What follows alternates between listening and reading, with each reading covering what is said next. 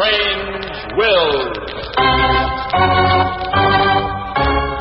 Starring the distinguished Hollywood actor Warren Williams, and featuring Peggy Webber and William Conrad, with Howard Culver and an all-star Hollywood cast. Original music by Del Castillo.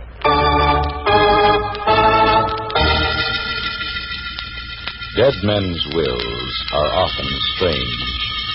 We cannot attempt to understand them or try to find the answers. We can but tell the story. This is Warren Williams bringing you the story Crosswind. But first...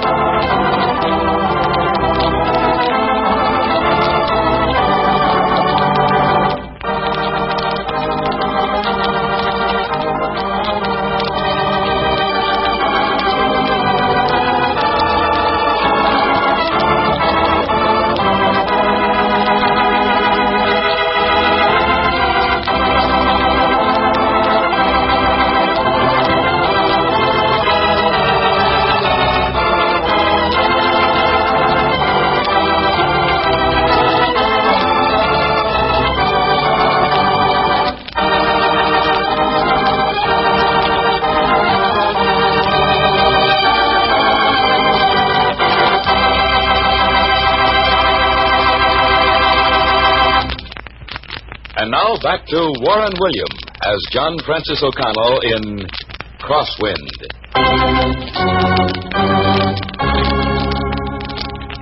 This story opens in a state prison where Patrick Malone is awaiting execution by hanging. His crime-studied career was finally terminated by the police, and after a fair and impartial trial, he was sentenced to death for murder. After all of his appeals had been denied, Malone was transferred to the state prison to await his execution. It is shortly after midnight. The guards in the main cell blocks are making their rounds. Guard! Guard! Who's calling the guard? Who's calling? Oh, so it's you, Killer Malone. I thought you was a tough guy. I'm dying. You're ahead of schedule, Killer. That comes later. Oh, the sawbone. I'm dying. I'll come in and take a look and see first, Killer. But if you got any funny ideas, remember there's 3 doors you got to open before you reach the wall. You won't mind if I lock myself in, will you, Killer? That'll make 4 doors. Sawbone. Get the sawbone. I'm not going to wait the sawbones until I know you need them. Now, what's your beef? Water. Water, get me a drink. Forehead's cold enough.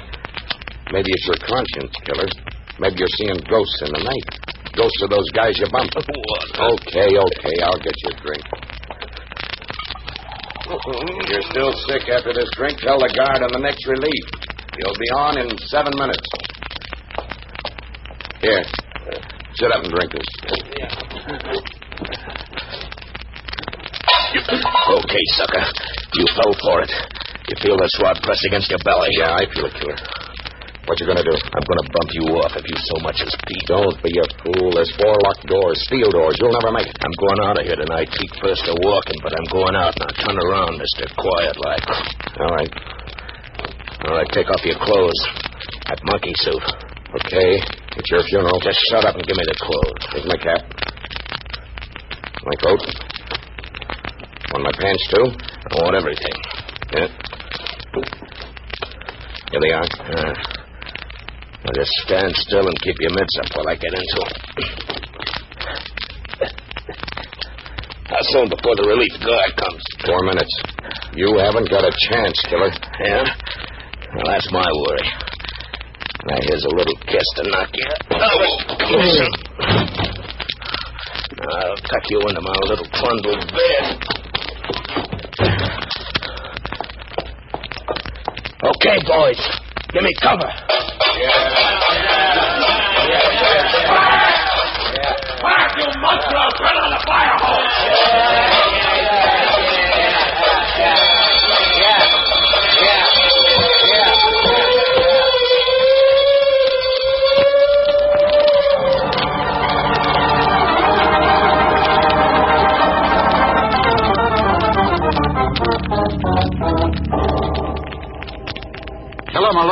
be captured.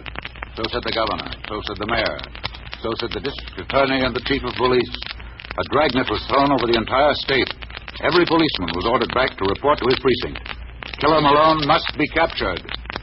His escape was the general topic of conversation. Even the young and beautiful Margaret Levering, my client, and I were talking about it in my office. Really, I've never been so frightened, John. I imagine I see that Killer Malone behind every tree. Even under my bed. With 10,000 policemen looking for him, it won't be long before they get him. But you won't be here to see the excitement. That's right. I'm sailing tonight. You don't look very happy about leaving, Margaret. Frankly, the thought of a trip to South America on a tramp steamer bores me silly. I did so want to attend opening night at the opera. Why did Father have to make such a silly provision in his will? I can see his reasoning. If you're to inherit his steamship interest, I think it only right that you get some first-hand information about traveling on a freighter. Would have been much more fun on a luxury liner. Yes, I realize that, but this way you sort of get the feel of the business. You'll see how cargo is shipped, how it's unloaded. How dull. And that crew, I can see them now, the captain squirting tobacco juice in the sea. Ah, that's where you're wrong, Margaret. Captain Leslie DeHaven is handsome enough to be in the movies. Yeah? Well, that's something. Maybe I won't be so bored after all. I'm sure you'll enjoy every minute of your trip. Now then, I'll see you off at, what time does the Olympic sail? They told me at midnight. All right, then. I'll be there to see you off. It must be nice to know that after one cruise to South America, you'll inherit a steamship line with a face value of $1 million. But a girl doesn't have to go through to inherit a measly million these days. I wouldn't consider $1 million so measly. That's because you never had to buy gowns and shoes for a lady. Oh, well, maybe you're right at that. What's more, I guess I'll never have to. Spoken like a true bachelor. Well, I suppose if I'm to catch the Olympic at midnight, I'd better go home and get ready for the ordeal. And, John. Yes, Margaret? Wish me excitement. Lots of excitement. I wish.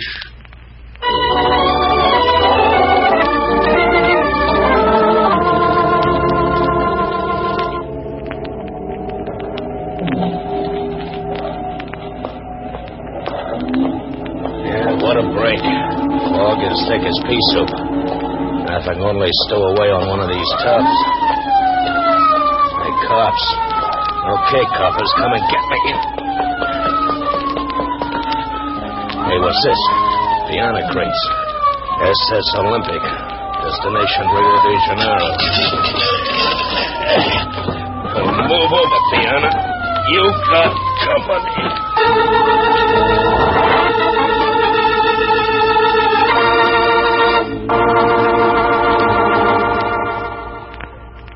At about 11 o'clock, I arrived at the docks to see my client off. The night was heavy, full of fog. As I parked my car, I heard a great commotion coming from the direction of the pier. I walked slowly down the long wooden ramp. What was going on? Had they found Killer Malone here on the docks? Each step I advanced, the excitement became more pronounced. Oh, I'm sorry. It's all right. Heavy fog. Hurt you? Well, for heaven's sake, if I haven't run smack into the Honorable John Francis O'Connell. Commissioner Holbrook. Well, this beats all. What are you up to? Running around here bumping into honest citizens. Oh, we got a tip that Killer Malone might be down here on the docks. Killer Malone? Down here? It's one of the 10,000 tips we've had since he escaped. Uh-huh. Personally, I don't put much stock in it. No? Why not? Well, there's no place to hide out down here. And if he ever got on one of these boats, they'd nab him quick. Do you think, Commissioner, that it'll be safe for me to go aboard and say goodbye to a client of mine? Safe enough. That is, if you don't get in the way of Killer Malone. And if I do, then what? Don't stop to ask questions. Just run like the very devil. Excuse me, mister. We got to load these piano crates. Oh, I'm sorry. That's all right. Only we don't want any accidents. No, thanks. Okay, take her away. Well, I'll be moving along. I hope you get your man, Commissioner. And if I should run into him on board the Olympic... What'll you do, John? What'll I do? Nothing. Absolutely nothing.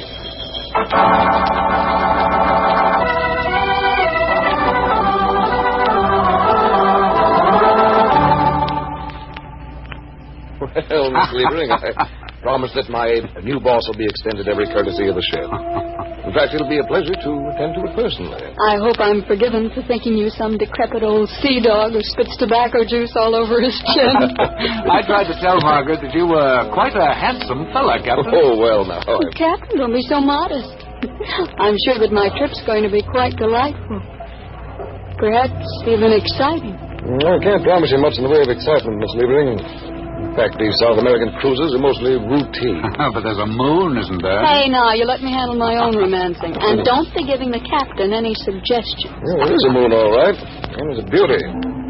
If you like scenery, we have a lot of that, too. Strange places, foreign ports, tropics. Well, I see it's 1 minute to midnight. Time to shove off, isn't it, Captain? Yes, we're all loaded and ready to go. Well, then, goodbye, Margaret, and happy sailing. Goodbye, John.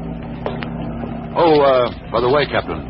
Yes, Mr. O'Connell. There's a possibility, a very remote one, of course, that you might have a notorious passenger aboard. Yes, I'd heard about it. You mean this Killer Malone? The one and only. I'm afraid he'd have a pretty hard time. There aren't very many places to hide aboard ship. He'd find it rather rough to walk through customs at the ports we touched. No, I'd have better sense. Now, that's what I think, too. I only mentioned it because just before I came aboard, I met my old friend Commissioner Holbrook on the dock. The place is literally covered with police, you know. Well, I guess I'll have to run for it now. Goodbye, sir. Don't worry about Miss Levering. I'll bring her back brown as a berry. Goodbye again, John. And don't worry. I know I'm going to have a wonderful time. A simply wonderful time.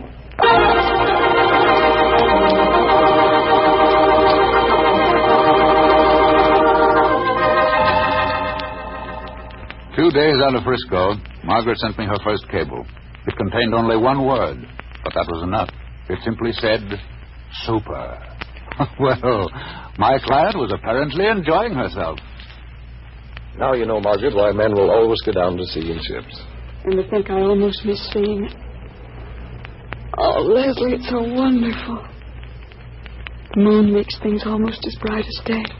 And look at the stars. They look almost as big as lanterns. And close enough to pick. Perhaps that's what Father had in mind when he insisted that I take a sea voyage before inheriting his steamship line. No, I wouldn't be surprised. He was a great man, Margaret. Your father sailed with me many times. He loved the sea. This was his favorite trip. But, Leslie, honestly, wouldn't you prefer being in command of a luxury liner? Having beautiful girls coming up on the bridge to idolize you? Oh, not for me. No, Margaret, give me the sweet of the tropical breeze. Give me a good stout ship filled with cargo for foreign ports and places. The crew of men that are rough and ready. You are romantic, aren't you? But I haven't heard you mention just one thing that makes the picture complete. You might have something on? Maybe. It couldn't be you, could it? Could be, Leslie. Could be.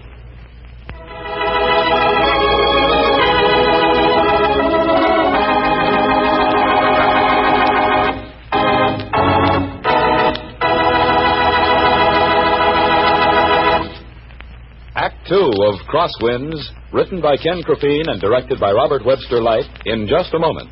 But first, a brief message from your announcer.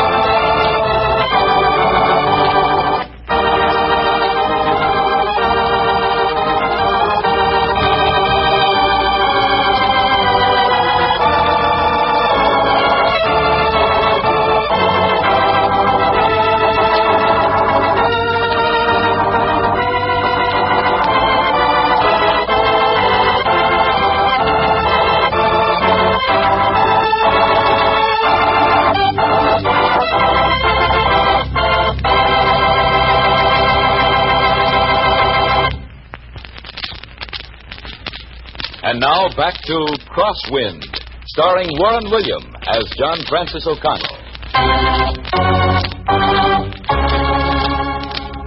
6 days out of San Francisco, I received another cablegram from Margaret Levering. This one was even more cryptic. It said, playing for keeps. I began to think that I'd started. Margaret, you'd better get to bed early tonight and get some rest. That is, of course, if you still want to see the island in the morning. What time will we pass it, Leslie? Around 5. Oh, goodness, that is early. Well, don't get up unless you want. Oh, I do want to. It's our first sight of land since we left. Oh, it's a beautiful tropical island. You go close enough to get a good look. There's only one thing wrong with it. We're going to land? No, it's forbidden. Forbidden? Why, Leslie? Well, I'll tell you all about it tomorrow morning at 5 o'clock. That is, if you're not too sleepy. I won't be, a promise. I may never see this mysterious island again as long as I live. Oh, I wouldn't say that. I make this trip regularly. Why, Captain, how you interest me.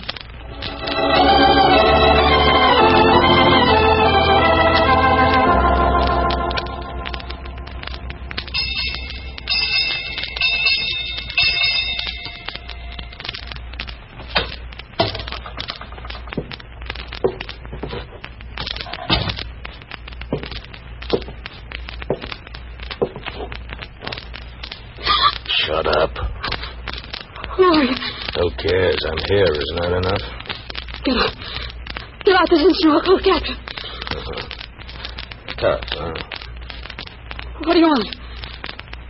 First, something to eat. What is it? Got some crackers and cheese. Where? There on the dresser. Wait. Slip on my robe and... Just stay where you are, sister. Where's the light? There's a little lamp on the dresser. Okay. You recognize me, do you? Oh, kill him. Yeah, Keller Malone at your service. So you did make the ship. Came aboard in a piano crate. You can't... Can't get off, huh? What makes you think so? Never. Customs, please. Don't worry about that, sister. I've done all right so far. Broke out of prison, didn't I? Got aboard this tub, didn't I? I'm not caught yet. What do you want? Well, I'm going to eat these crackers and ask a few questions. If you don't mind. No, not honest, no. What do you want to know? First off, what's your next port? Rio. We arrive there tomorrow night. Rio, huh? Then we go south, all down along the coast. I see. What have you in mind, Mr. Malone? Keeping away from the law, mostly. Say, you ain't bad looking. You think so? Too bad we can't be seeing more of each other. I'm afraid that would be rather difficult, Mr. Malone. You see, we're like crosswinds, each blowing a different way, aren't we? Yeah, that's right, lady. Crosswinds. Say, what time is it? Oh, it's 5 minutes to 5. What are you so nervous about, sister? Expecting company? I'd hate to think of some guy coming in and disturbing us. But if someone did, what would you do? What'd you expect me to do? Kiss him? Listen, sister, you're safe as long as I'm safe. It's going to be up to you to keep everything peaceful like until I can get off this tub. Until you get off, Mr. Malone? That's the ticket. Supposing I helped you to get off. Supposing I helped you get to an island. An island, huh? You want to maroon me so that I can be picked up later? Is that your game, sister? No, good heavens, no. Well, why don't you tell me about it, then?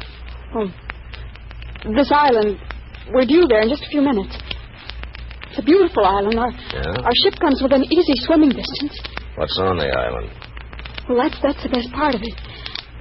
Just jungles. A few natives, I suppose. Fishing boats. Uh-huh. Well, lots of fishing boats. And no policemen, not even one. And what am I supposed to do? Well, you could swim to the island. After you're there, you could hire one of those fishermen, and they could take you to some place on the mainland where no one would ever catch you. That'd be free, huh? Free the rest of my life. Say, you catch quick, all right. When did you say we'd reach this island? Any minute. Wait, let me open this porthole and have a better look. Hey, you're right. I see it. That's what I've been telling you. You'll go, won't you, Mr. Malone?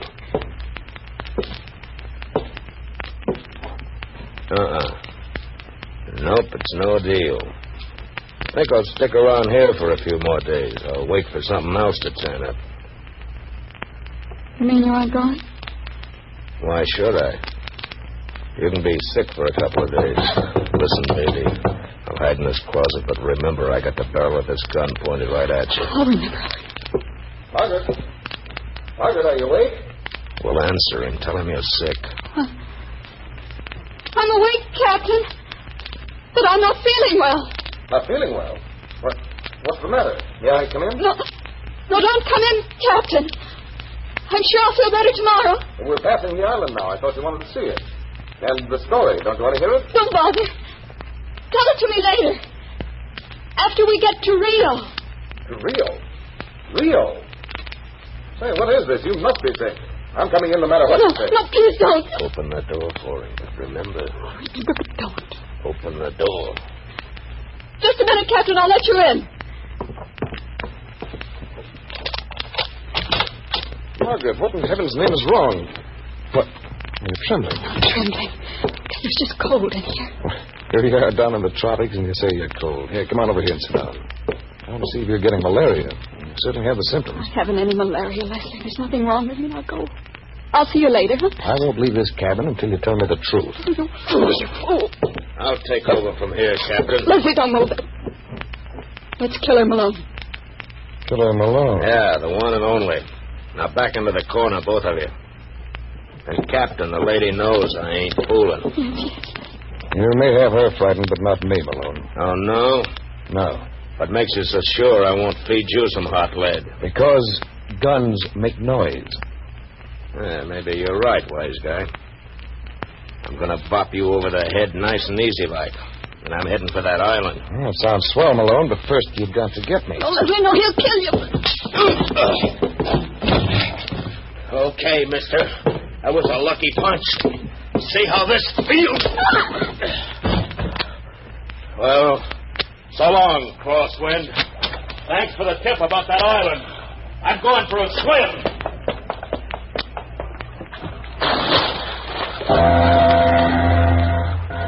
Man overboard!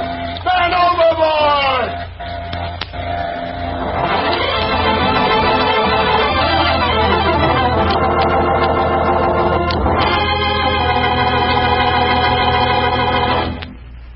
In just a moment, you will hear the startling climax of this amazing story. But first, here is a brief message from your announcer.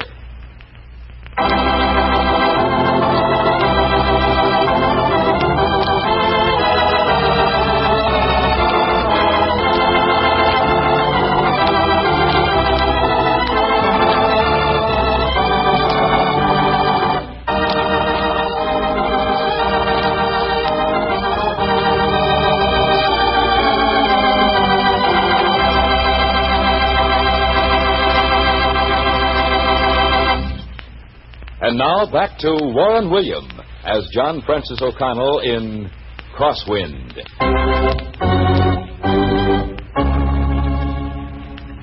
For the second time in less than a week, Killer Malone made good his escape. As he swam to the island, he looked back over his shoulder and saw the tramp steamer Olympic fading into the distance. No effort was being made to stop his bold attempt to freedom. Finally, his feet touched bottom. He stood up and began wading to shore.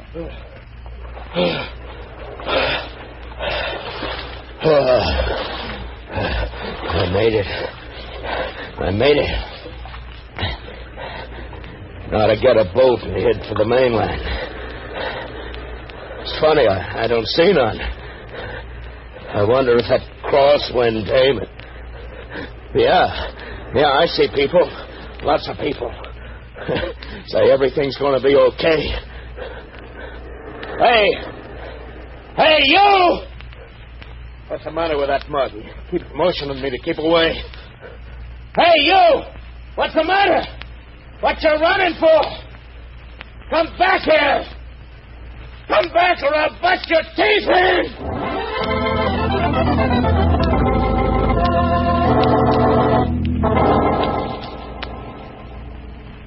Back on board the Olympic, Margaret was desperately trying to revive Captain DeHaven. After Killer Malone had knocked him unconscious in her cabin. Oh, Leslie, darling, wake up. Wake up. Darling. Darling. Can you hear me? Killer Malone's escaped. He's swimming to the island. Where? Oh, my head. Leslie could have killed you. Margaret. But where's... That's what I'm trying to tell you, darling. He jumped off the boat. He's swimming to the island. Leslie, isn't there something we can do? Killer Malone will get away unless we stop him. You say he swam to that island? Yes, Leslie's there by now. He'll get a boat and escape to the mainland. We've got to do something quick. Take it easy, Margaret. There's no hurry. No hurry? That's exactly what I want him to do. Swim for that island. Really? You remember my telling you there was only one thing wrong with that island? Yes. Yes, I remember. Remember I told you ships were forbidden to dock there? All ships. Mm-hmm. Yes, you did, Leslie. Why? Why? That island, Margaret, has been a leper colony for over 50 years.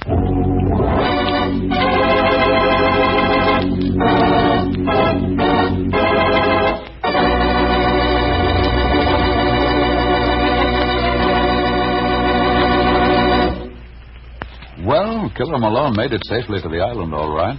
But instead of finding the fishing boats and the freedom he'd expected, he found himself right in the middle of a leper colony, totally cut off from the rest of the world. I'm sure that many times before he finally died, that he wished he had never escaped from the death cell at State's Prison. And as for Margaret, well, she came to the very sensible conclusion that she couldn't run a steamship line all by herself. So what do you think she did? She signed on a first mate for life. She and Captain Leslie were married the day after their ship docked at Rio. Next week, I'm going to tell you a story of the theater and Broadway. A young and beautiful girl was left an enormous fortune with the provision that she work and earn her own living for a whole year before she inherited her estate. Now, this young lady had always had a yen for the theater, and she became a chorus girl. But that was just the beginning. For the delightfully entertaining story of Backstage Broadway, listen to Dance Director. This is Warren William inviting you to be with us again next week.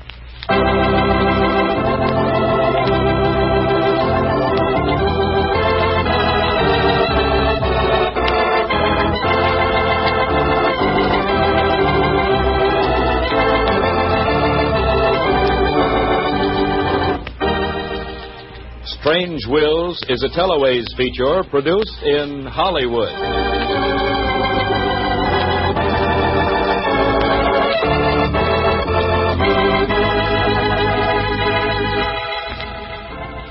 Names, places, and events have all been changed so that no reflection can fall on any person or persons, living or dead.